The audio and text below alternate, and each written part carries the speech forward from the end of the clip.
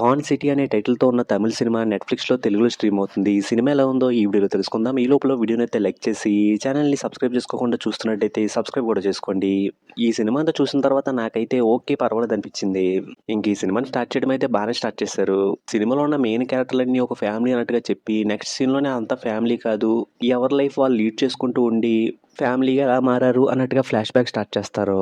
ఇంక అలా స్టార్ట్ చేసిన తర్వాత వాళ్ళ లైఫ్ స్టైల్‌ని, వాళ్ళ ప్రాబ్లమ్స్‌ని కొంచెం ఎక్కువ సేపు చూపించారు.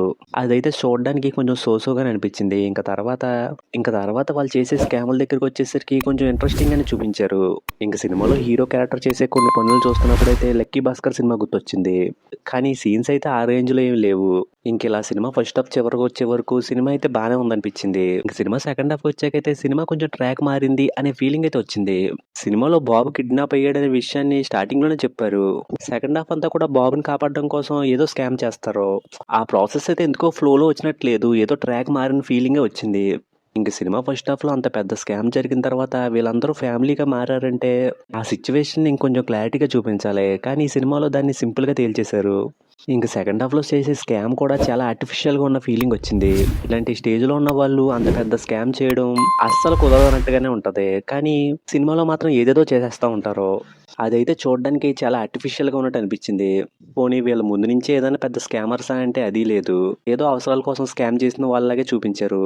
ఇంక సినిమాలో ఫస్ట్ హాఫ్ అయితే పర్వాలేదన్నట్టుగా ఉంది. సెకండ్ హాఫ్‌లో వీళ్ళు చేసే పనులు, ఆ స్కాము చూడడానికి రియాలిటీకి దూరంగా ఉన్నా, సర్లే ఏదో చేస్తారులే అన్నట్టుగా చూడాల్సొచ్చింది. ఇంక సినిమా క్లైమాక్స్ కూడా ఓకే పర్వాలేదన్నట్టుగా ఉంది. ఇంక సినిమాలో మెయిన్ లీడ్‌గా చేసిన యాక్టర్స్ అందరి పెర్ఫార్మెన్స్ బావుంది. అలాగే సినిమాలో సాంగ్స్, బ్యాక్‌గ్రౌండ్ స్కోర్ కూడా పర్వాలేదనిపించినియి. ఫైనల్‌గా ఈ సినిమా ఫస్ట్ హాఫ్ వరకు చూసినప్పుడు పర్వాలేదనిపించినా సరే, సెకండ్ హాఫ్‌కొచ్చేసరికి వాళ్ళు చేసే పనులన్నీ చాలా సినిమాటిక్‌గా ఉన్నట్టుంటాయి.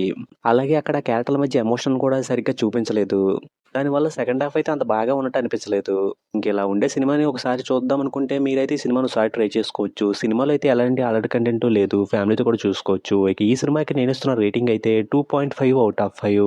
ఇంకా వీడియోని క్లోజ్ చేసే ముందైతే వీడియోని లైక్ చేసి, ఛానల్‌ని సబ్స్క్రైబ్ చేసుకోకుండా చూస్తున్నట్టయితే సబ్స్క్రైబ్ కూడా చేసుకోండి.